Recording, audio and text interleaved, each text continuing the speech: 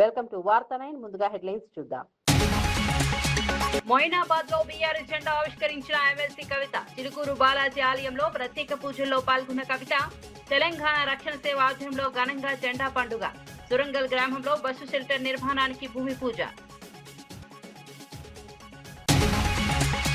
పవన్ కళ్యాణ్ పై రాజకీయ కుట్రలు జరుగుతున్నాయన్న పివిఎన్ మాధవ్. ఉప ముఖ్యమంత్రి ప్రతిష్ట దెబ్బతీయడమే లక్ష్యమని ఆరోపణ. కూటమి పార్టీల ఐక్యతను దెబ్బతీయాలనే ప్రయత్నమన్న బీజేపీ నేత. నాయకులపై వ్యక్తిగత అనుమానాలు తగవని పివిఎన్ మాధవ్ వ్యాఖ్య. తెలంగాణ రైతులు తీవ్ర ఇబ్బందుల్లో ఉన్నారన్న కిషన్ రెడ్డి. ధాన్యం కొనుగోలులో రాష్ట్ర ప్రభుత్వం విఫలమైందని విమర్శ. ప్రభుత్వం దళారుల మధ్య రైతులు నలిగిపోతున్నారన్న ఆరోపణ. రైతు సమస్యల పరిష్కారంలో బాధ్యతగా వ్యవహరించాలని సూచన. కాంట్రాక్టుల కేటాయింపులపై ప్రభుత్వం స్పష్టత ఇవ్వాలన్న కేటీఆర్. 72% రిజర్వేషన్ హామీ అమలుపై ప్రశ్నించిన బీఆర్. అడుగు వర్గాలకు అందిన ప్రయోజనాలపై వివరాలు కోరిన కేటీఆర్. రాష్ట్ర నిధుల వినియోగంపై శ్వేతపత్రం విడుదల చేయాలని డిమాండ్.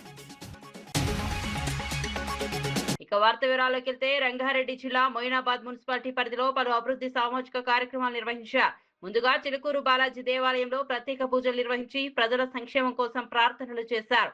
అనంతరం మొయినాబాద్ లో తెలంగాణ రక్షణ సేవ ఆధ్వర్యంలో జెండా ఆవిష్కరణ కార్యక్రమం జరిగింది. ఈ కార్యక్రమంలో బీఆర్ఎస్ ఎమ్మెల్సీ కల్వకుంట్ల కవిత కూడా పాల్గొని జెండా ఆవిష్కరించారు. జెండా పండుగను ఘనంగా నిర్వహించగా స్థానిక నాయకులు, కార్యకర్తలు పెద్ద సంఖ్యలో హాజరయ్యారు. అనంతరం మొయినాబాద్ మున్సిపాలిటీ పరిధిలోని సురంగల్ గ్రామంలో బస్సు షెల్టర్ నిర్మాణానికి భూమి పూజ నిర్వహించారు. పోరాటం చేయాల్సినటువంటి అవసరం ఉన్నది. దానికోసం ఈ చేవెళ్ళ మొయినాబాద్ లో ఉన్నటువంటి సైనికులందరూ కూడా సిద్ధంగా ఉండాలని సందర్భంగా पिलपुनिस्ता उन्नम। आज हमारे जितने भी माइनॉरिटी भाई यहाँ पे है, बहन यहाँ पे है, अनवर भाई है, नूर भाई है और सारे लोग जिनके सदारत में ये हमारे झंडा को आज हम मोइनाबाद में खड़ा करें, आप सबको मैं तहे दिल से शुक्रिया अदा करती हूँ। आप सभी आए, टीआरएस को हिम्मत पड़ी, कुवत पड़ी, आगे चल के भी हम सब लोग मिल के काम करेंगे। जो तेलंगाना में गंगा जमने की तहजीब है उसको बरकरार रखते हुए हमारे फिजा को खराब करने वाले जो भी ताकतें आ रहे हैं उन सबको कड़े से कड़े जवाब देते हुए हमें भाईचारगी बनाए रखना है, हमारे डेवलपमेंट के लिए काम करना है, हमारे सभी के तरक्की के लिए काम करना है। अभी अभी ईद गुजरा है और ईद में मुझे लगता है कि आप सबके दुआ भी जरूर कबूल हो गए होंगे। अब सबके जिंदगियों में रोशनी भी आएगा, तेलंगाना रियासत में भी रोशनी आएगा।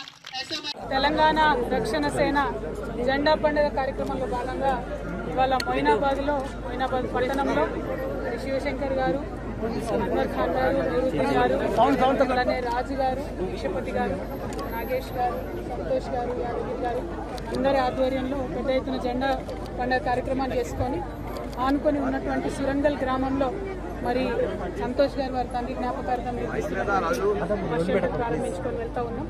మరి హైదరాబాద్ కూతవేట్ల దూరంలో ఉన్నటువంటి మొయినాబాద్లో జరగాల్సినటువంటి అభివృద్ధి కానీ జరగాల్సినటువంటి పరిస్థితి కానీ 12 ఏళ్లలో జరగలేదనే భావన ప్రజల్లో కనపడతా ఉంది. ముఖ్యంగా రియల్ ఎస్టేట్ మీద ఆధారపడి బతికేటటువంటి ప్రజలు 111 జీవోని తీసేయకుండా మాకు అన్యాయం చేశారు ప్రభుత్వాలు కూడా అని అనుకుంటా ఉన్నారు. అట్లానే పెద్ద ఎత్తున కూరగాయలతో పండించి మరి ఇక్కడ నుంచి హైదరాబాద్ మీద ఆధారపడేటటువంటి ప్రజలు కూడా మాకు మా ఇంట్లో ఏదైనా చిన్న అవసరం ఉంటే కూడా అమ్ముకుంటే పక్కకు 100 ఎకరాలు ఉన్నది, ఇక్కడ మాకు అంత విలువ లేదు, మా భూమికి 100 కోట్లు ఉన్నది ఎకరానికి, మాకు మా భూమికి అంత విలువ లేదనేటటువంటి విషయాన్ని కూడా ప్రజలు చెప్తా ఉన్నారు. అల్టిమేట్గా తెలంగాణ రక్షణ సేన పుట్టిందే తెలంగాణ ప్రజల హక్కులను కాపాడడం కోసం కాబట్టి తప్పకుండా తెలంగాణ రక్షణ సేన అధికారంలోకి వస్తుంది.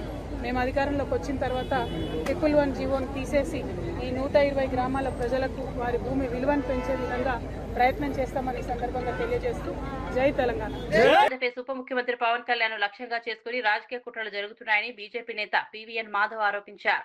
తెలంగాణలో కొందరు ఉద్దేశపూర్వకంగా పవన్ కళ్యాణ్ ప్రతిష్టను దెబ్బతీసే ప్రయత్నాలు చేస్తున్నారని అన్నారు. కూటమి పార్టీల మధ్య విభేదాలు సృష్టించి ఐక్యతను దెబ్బతీయడమే ఈ చర్యల వెనుక ఉద్దేశమని ఆరోపించారు. ఒక రాష్ట్ర ఉప ముఖ్యమంత్రి చిత్రపటాన్ని చెప్పులతో కొట్టడం వంటి ఘటనలు ప్రజాస్వామ్య సంస్కృతికి విరుద్ధమని చెప్పారు.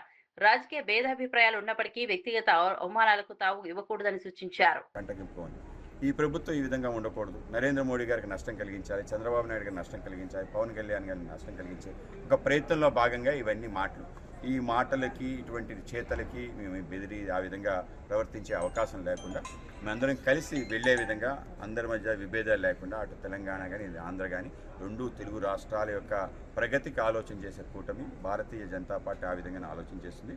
కనుక ఇటువంటి ప్రలాపనలు ఏవైతే ఉన్నాయో విరుద్ధ ప్రలాపనలు వాటిని ఆ విధంగానే దాన్ని తిరస్కరిస్తూ దాన్ని ఎక్కడ కూడా ఆలోచనలు పెట్టుకోకుండా ముందుకెళ్ళాలి. సార్ పవన్ కళ్యాణ్ చిత్రపటాన్ని చెప్పులతో కుట్టారు, దాన్ని ఎలా చూస్తారు సార్? అంటే ఇవన్నీ కూడా దాష్టికాలు అవి చేయడం వల్ల ఏదో జరిగింది అనుకుంటే కానీ నష్టం చేకూరుస్తున్నారు. కేవలం మా ప్రాంతంలో ఈ ప్రాంతంలో ఇటువంటి ఆలోచన కూడా తప్పు.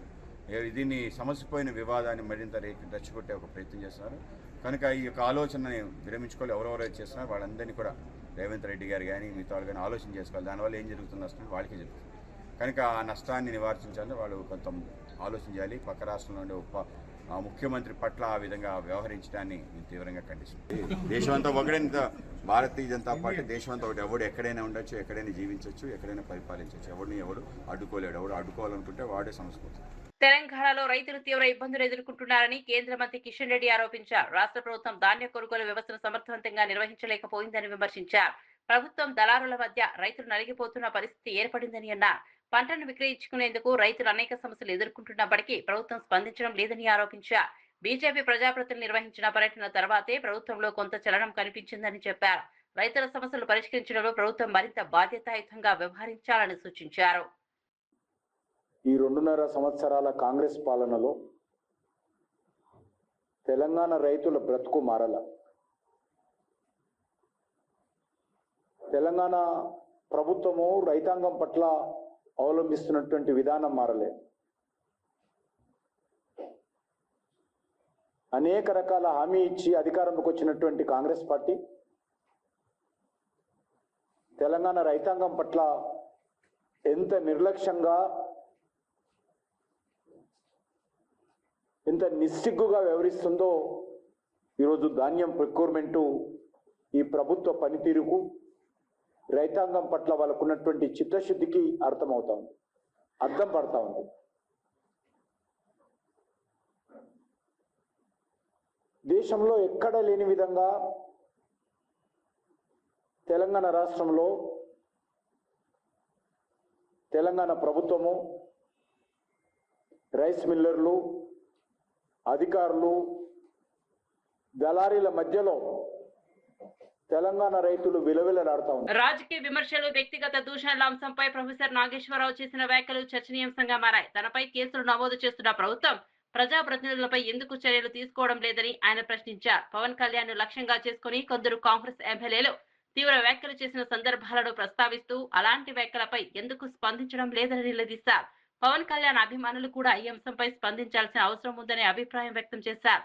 రాజకీయ విభేదాలు ఉన్నప్పటికీ వ్యక్తిగత దూషణలు, అవమానకర వ్యాఖ్యలు ప్రజాస్వామ్యానికి మంచివి కావని చెప్పారు.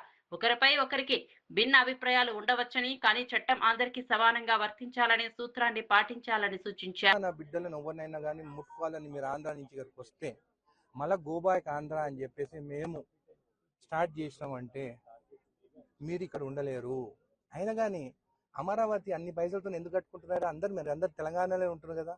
ఆ పైసలు ఏదో మాకు తెలంగాణ జడ్చలలో ఒక 5,000 ఎకరాలు ఇస్తా, ఆ రాజధాని కూడా రెంట్ 99 ఏళ్ళ లీజ్ ఇస్తా, మీకు ఇక్కడనే ఉండరు, హైదరాబాద్ ఉన్నట్టుంటది, ఇక్కడ నుంచి ఆంధ్రాని పాలన ఇచ్చినట్టు ఉంటుంది మీకు. అంది కాబట్టి ఇష్టం వచ్చినట్టు మాట్లాడితే మాత్రం ఊరుకునేదే లేదు మా తెలంగాణ వాళ్ళ పైన. మళ్ళీ రేపు నాకు డౌట్ కూడా వస్తుంది, రేపు వైఎస్ జగన్ ఏమైనా ఎక్కువ ప్యాకేజ్ ఇస్తే జగన్తో ఉంటాడేమో అని కూడా నాకు డౌట్ ఉంది. రాష్ట్రంలోని కడ్వా కాస్వాల్లో నిర్వహించిన నేషనల్ డిఫెన్స్ అకాడమీ 150వ కోర్సు పాసింగ్ అవుట్ పరేడ్ ఘనంగా జరిగింది. ఈ కార్యక్రమానికి భారత army chief general Upendra Dwivedi ముఖ్య అతిథిగా హాజరయ్యారు. ఈ సందర్భంగా ఆయన కేడెట్లను ఉద్దేశించి మాట్లాడారు. మే 2025లో పాకిస్తాన్ ఉగ్రస్థావరాలపై నిర్వహించిన ఆపరేషన్ సింధూర్ దేశ సత్తా, సైనిక సామర్థ్యానికి నిదర్శనమని చెప్పారు. శత్రువుల కవ్వింపు చర్యలకు భారత్ గట్టి సమాధానం ఇవ్వగలదని ఆ ఆపరేషన్ నిరూపించిందన్నారు. ఆధునిక యుద్ధాలు, హైబ్రిడ్ వార్ పరిస్థితుల్లో సైనికులు చురుకైన ఆలోచన, సాంకేతిక పరిజ్ఞానం కలిగి ఉండాలని సూచించారు. దేశ రక్షణలో కొత్త తరం అధికారులు కీలక పాత్ర పోషించాలని ఆకాంక్షించారు. Dear officer cadets of the spring term, the world you are stepping into does not pause for introductions. The boundary between competition and conflict has blurred. Threats today do not always arrive in uniform or on a declared front. From contested gray zones to the high velocity warfare, today's security environment demands that those who serve must think sharply as they act. Operation Sindoor demonstrated that and set the benchmark where national will was expressed with precision and resolve, defining how Bharat responds to provocation. That standard now belongs to you to uphold. The integrated response you witnessed in Operation Sindoor was built on exactly the kind of foundation NDA lays down.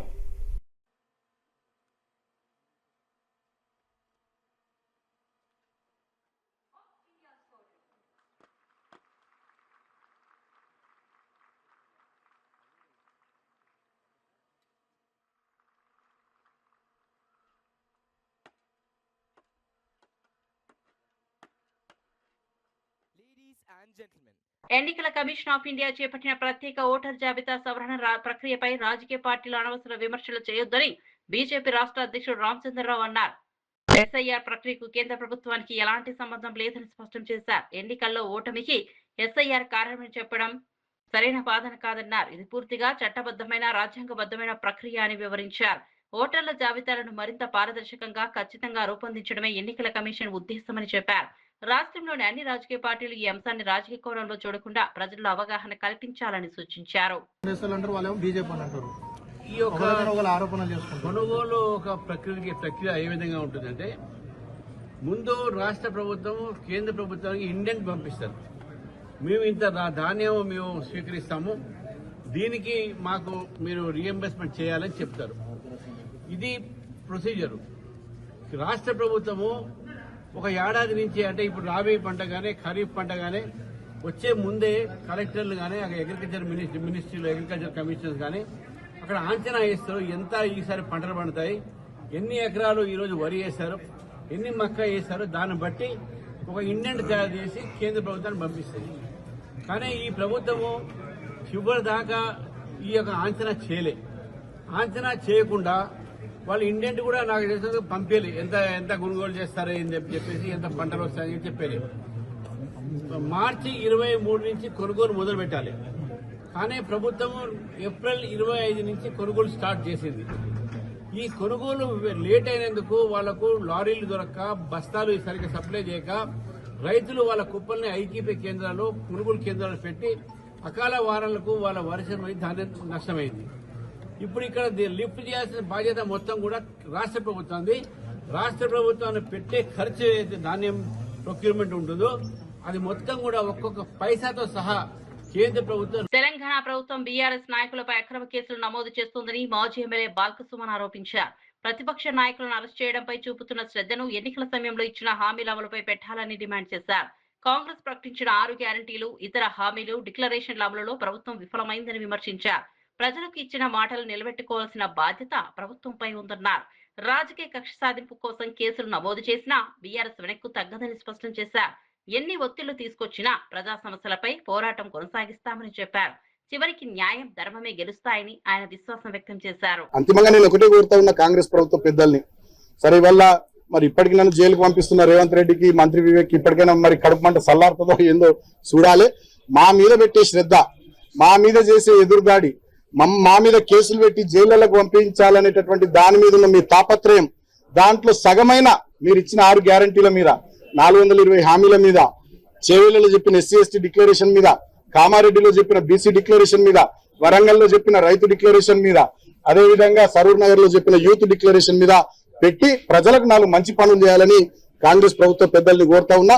అంతిమంగా న్యాయం గెలుస్తుంది, ధర్మం గెలుస్తుంది.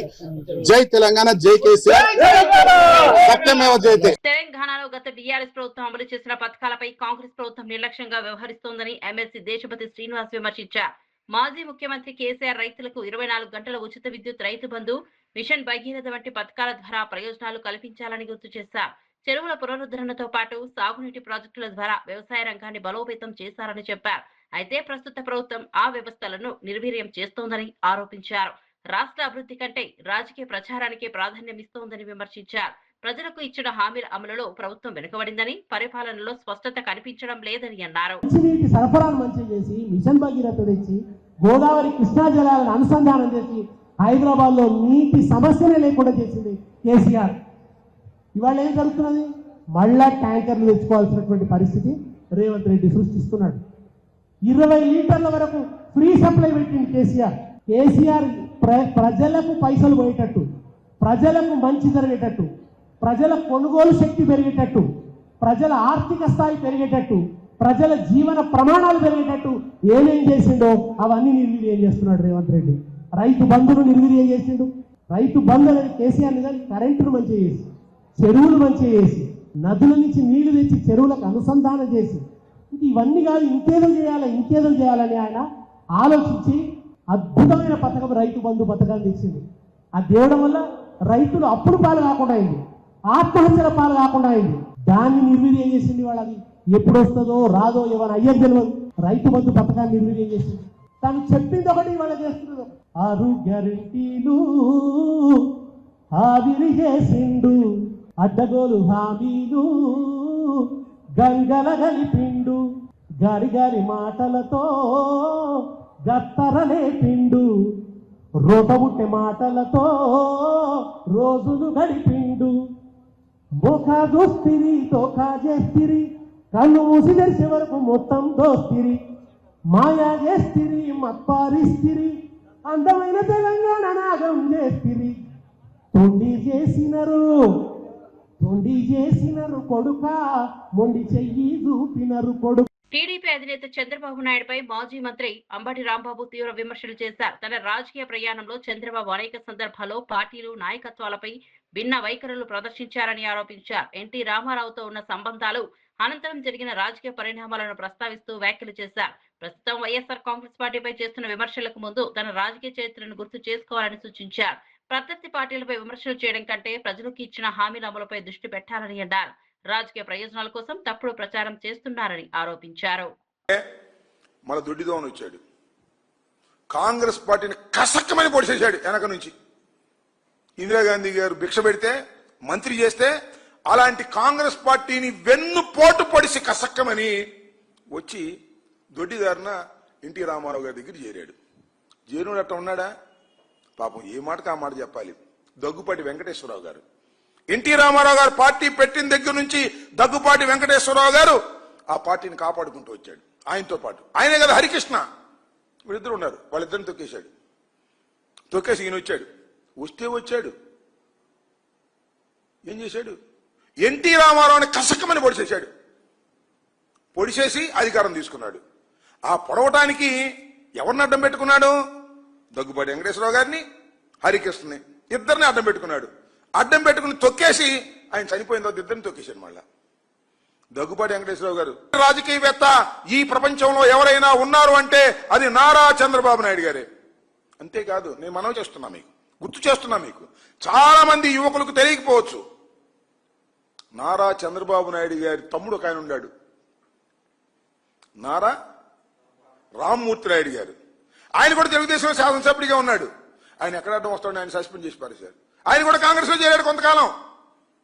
ఇలాంటి నీచ రాజకీయాలు, దుర్మార్గమైన రాజకీయాలు. రాష్ట్రంలో కాంట్రాక్టుల కేటాయింపుల విషయంలో ప్రభుత్వం స్పష్టత ఇవ్వాలని BRS working president KTR demand చేశారు. ఎన్నికల సమయంలో ఎస్సీ, ఎస్టీ, బీసీ వర్గాలకు ప్రభుత్వ కాంట్రాక్టుల్లో 72% వాటా కల్పిస్తామని కాంగ్రెస్ హామీ ఇచ్చిందని గుర్తు చేశారు. అయితే ఆ హామీ అమలులో పురోగతి కనిపించడం లేదని ఆరోపించారు. ప్రభుత్వం భారీగా అప్పులు చేసినప్పటికీ బడుగు బలహీన వర్గాలకు అందిన ప్రయోజనాలపై వివరాలు వెల్లడించాలని కోరారు. రాష్ట్ర నిధుల వినియోగం, సంక్షేమ కార్యక్రమాల అమలుపై సమగ్ర శ్వేతపత్రం విడుదల చేయాలని డిమాండ్ చేశారు. 4 లక్షల కోట్ల అప్పులో నేను అడుగుతా ఉన్నా, మొత్తం 4 లక్షల కోట్ల అప్పు చేసినావు కదా, 4 రూపాయలనే ఎస్సీ, ఎస్టీ, బీసీ కాంట్రాక్టర్లకు ఇచ్చినవా? దమ్ముందా చెప్పేది? శ్వేతపత్రం ఇచ్చే దమ్ముందా? తెల్లారు లేస్తే నోటికొచ్చిన సొల్లువాగుడు, నోటికొచ్చిన పనికిమాలిన మాటలు. ఎన్నికలకు ముందేమో డిక్లరేషన్ల వరద, ఇప్పుడు నోరు తెరిస్తే బురద. అది తప్ప ఏమి లేదు, బూతులు, బురద తప్ప. ఒక్కటంటే ఒక్క పని చేసిందా ఒక్కసారి ఆలోచన చేయండి. కేసీఆర్ గారు మీకు చెప్పిందే అది. ఆయననేమో కేసీఆర్ గారు అధికారులకు వదిలిపెట్టి, అయ్యా మీరు రొటీన్ ఫైల్ నా దగ్గర దేకండి, చిన్న స్థాయిలో ఉండే చిన్న కాంట్రాక్టర్లను, ముఖ్యంగా ఎస్సీ, ఎస్టీ, బీసీ, మైనారిటీ నుంచి వచ్చిన వాళ్ళను కాపాడండి, పైకి తీసుకురండి అని ఆయన అప్పచెప్తే నువ్వు పెద్ద పెద్ద మాటలు చెప్పి వచ్చి ఎవరికి ఇస్తున్నావు ఇవాళ కాంట్రాక్టులు? ఇవాళ కాంట్రాక్టులు ఇస్తున్నది కేవలం ఇద్దరికే. ఈ రాష్ట్రంలో కాంట్రాక్టులు వస్తున్నాయంటే రేవంత్ రెడ్డి బామ్మర్దికి, పొంగులేటి శ్రీనివాసరెడ్డి కొడుకుకు తప్ప ఇంకొక వేరే మనిషికి వచ్చిందా? వేరే ఒక్క ఎస్సీ, ఎస్టీ, బీసీ సోదరుడికి ఎక్కడన్నా వచ్చిందా? ఒక్కసారి మీరు ఆలోచన చేయాలని నేను కోరుతా ఉన్నా. మరి వాళ్ళకి ఎందుకు వస్తున్నాయి? వాళ్ళకు మాత్రమే కాదు, బీజేపీలకు కూడా వస్తున్నాయి సుమా. బీజేపీ ఎంపీలకు కూడా వస్తున్నాయి మన తెలంగాణలో కాంట్రాక్టులు. కేసీఆర్ గారు ఉన్నన్ని రోజులు ఒక్క బీజేపీ ఎంపీ కాంట్రాక్ట్ రాలే, కానీ ఇలా రేవంత్ రెడ్డి గారు వచ్చినాక. హైదరాబాద్ లోని బీజేపీ రాష్ట్ర కార్యాలయంలో నిర్వహించిన మీడియా సమావేశంలో కేంద్ర బొగ్గు గనుల శాఖ మంత్రి జి కిషన్ రెడ్డి రాష్ట్ర ప్రభుత్వంపై విమర్శలు చేశారు. తెలంగాణలో ధాన్యం సేకరణ ప్రక్రియ సక్రమంగా సాగడం లేదని ఆరోపించారు. రైతులు తమ పంటను విక్రయించేందుకు ఇబ్బందులు ఎదుర్కొంటున్నారని అన్నారు. కొనుగోలు కేంద్రాల నిర్వహణ, ధాన్యం తరలింపు, చెల్లింపుల విషయంలో ప్రభుత్వం సమర్థవంతంగా వ్యవహరించలేకపోయిందని విమర్శించారు. రైతుల సమస్యలను పరిష్కరించడంలో కాంగ్రెస్ ప్రభుత్వం పూర్తిగా విఫలమైందని ఆరోపించారు. వ్యవసాయ రంగం రాష్ట్ర ఆర్థిక వ్యవస్థకు కీలకమని, రైతుల ప్రయోజనాలను కాపాడేందుకు తక్షణ చర్యలు అవసరమని సూచించారు. మీ దగ్గర ఎంత ఉత్పత్తి వస్తుంది, మీ రాష్ట్రం నుంచి, మీ రాష్ట్రాల నుంచి ఎంత కేంద్ర ప్రభుత్వం కొనుగోలు చేయగలుగుతుంది, దానికి కావాల్సినటువంటి గోడౌన్స్ ఏంటి, దానికి కావాల్సినటువంటి ఖర్చు ఏంటి, ఆ వచ్చేటువంటి పంట ఏ రకంగా దేశానికి ప్రజలకు ఉపయోగపడాలి, ఇవన్నీ కూడా చర్చించిన తర్వాత ఒక target state government, central government కూర్చొని నిర్ణయిస్తారు. అది కొత్త ప్రక్రియ కాదు. దానికి రాష్ట్ర ప్రభుత్వం గతంలో కేంద్రంలో జరిగినటువంటి సమావేశంలో ఒక అంగీకారం కుదిరారు. ఈ సంవత్సరం ఖరీఫ్లో 58.96 LMT కొంటామని, ఇస్తామని అంగీకారం కుదిరింది. రబీకి వచ్చేసరికి 52.24 LMT లాక్ మెట్రిక్ టన్స్. ఇది ఎఫ్సిఐకి ఇచ్చే విధంగా రాష్ట్ర కేంద్ర ప్రభుత్వాల మధ్య, పౌర సరఫరాల శాఖ మంత్రిత్వ మధ్య ఇది ఒప్పందం కుదిరింది. అంటే ఆల్మోస్ట్ 53 లక్షల మెట్రిక్ టన్నులు కేంద్ర ప్రభుత్వం కొనడానికి అంగీకరించింది. మరి కనీసము అది కొనడానికి ప్రభుత్వానికి వచ్చే ఇబ్బంది అని అడుగుతా ఉన్నాం. ఇంకా మీరు పూర్తి చేయలేదు కదా. ఈరోజు లెక్క వరకు కూడా కేంద్ర ప్రభుత్వం అంగీకరించినటువంటి రాష్ట్ర కేంద్ర ప్రభుత్వాల మధ్య జరిగినటువంటి ఒప్పందం మేరకు ఏదైతే ప్రొక్యూర్మెంట్ చేయాలో అదే ఈ రోజు వరకు చేయకుండా కేంద్రాన్ని ఆడిపోసుకోవడం ఏంటి? మీ చేతగానితనము, మీ దద్దమ్మతనము ఈరోజు కేంద్రం మీద రుద్దేటువంటి ప్రయత్నం చేస్తున్నారు. బీఆర్ఎస్ పార్టీ కానీ కాంగ్రెస్ పార్టీ కానీ రైతుల జీవితాలతో చెలగాటమాడుతూ ఉన్నారు. ఈ ప్రభుత్వం ముందు చూపు చర్యలు ఏమీ తీసుకోలేదు. ముఖ్యంగా సన్న బియ్యం సేకరిస్తూ దొడ్డు బియ్యం గాలికి వదిలేశారు. దొడ్డు బియ్యం పండించేట్టు రైతుల పరిస్థితి, వాళ్ళ భవిష్యత్ ఏంది, వాళ్ళ బతికేంది ఎప్పుడైనా ఆలోచించిందా ఈ ప్రభుత్వం? దొడ్డు బియ్యం కావాల్సినటువంటి మేలు రకమైనటువంటి విత్తనాల సరఫరా చేశారా?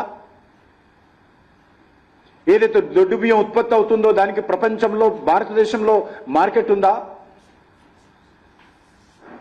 ఈరోజు మనం పండించేటువంటి దొడ్డు బియ్యం గతంలో తమిళనాడు వాళ్ళు కొనేవాళ్ళు, కేరళ వాళ్ళు కొనేవాళ్ళు, కర్ణాటక వాళ్ళు కొనేవాళ్ళు, బీహార్ వాళ్ళు కొనేవాళ్ళు. ఈరోజు కొనే పరిస్థితి లేదు. వాళ్ళ దగ్గర ఉత్పత్తి అవుతా ఉంది. ఇతర దేశాలకు ఎక్స్పోర్ట్ చేయాలంటే ఆ దొడ్డు బియ్యం సైజు మరి ఉండాల్సినటువంటి అవసరం ఉంటుంది. 6 mm to 6 mm బియ్యం ఉండాలి. అది మన దగ్గర తక్కువ ఉన్నది. దానికి సంబంధించి ఈ రాష్ట్ర ప్రభుత్వం ఏ రకమైనటువంటి చర్యలు తీసుకోలేదు. మొయినాబాద్ లో బీఆర్ఎస్ జెండా ఆవిష్కరించిన ఎమ్మెల్సీ కవిత. చిలుకూరు బాలాజీ ఆలయంలో ప్రత్యేక పూజల్లో పాల్గొన్న కవిత తెలంగాణ రక్షణ సేవ ఆధ్వర్యంలో ఘనంగా జెండా పండుగ. సురంగల్ గ్రామంలో బస్సు షెల్టర్ నిర్మాణానికి భూమి పూజ. పవన్ కళ్యాణ్ పై రాజకీయ కుట్రలు జరుగుతున్నాయన్న పివిఎన్ మాధవ్. ఉప ముఖ్యమంత్రి ప్రతిష్ట దెబ్బతీయడమే లక్ష్యమని ఆరోపణ. కూటమి పార్టీల ఐక్యతను దెబ్బతీయాలనే ప్రయత్నమన్న బీజేపీ నేత. నాయకులపై వ్యక్తిగత అనుమానాలు తగవని పివిఎన్ మాధవ్ వ్యాఖ్య. తెలంగాణ రైతులు తీవ్ర ఇబ్బందుల్లో ఉన్నారన్న కిషన్ రెడ్డి. ధాన్యం కొనుగోలులో రాష్ట్ర ప్రభుత్వం విఫలమైందని విమర్శ. ప్రభుత్వం దళారుల మధ్య రైతులు నలిగిపోతున్నారన్న ఆరోపణ. రైతు సమస్యల పరిష్కారంలో బాధ్యతగా వ్యవహరించాలని సూచన. కాంట్రాక్టుల కేటాయింపులపై ప్రభుత్వం స్పష్టత ఇవ్వాలన్న కేటీఆర్. 72% రిజర్వేషన్ హామీ అమలుపై ప్రశ్నించిన బీఆర్. అడుగు వర్గాలకు అందిన ప్రయోజనాలపై వివరాలు కోరిన కేటీఆర్. రాష్ట్ర నిధుల వినియోగంపై శ్వేతపత్రం విడుదల చేయాలని డిమాండ్.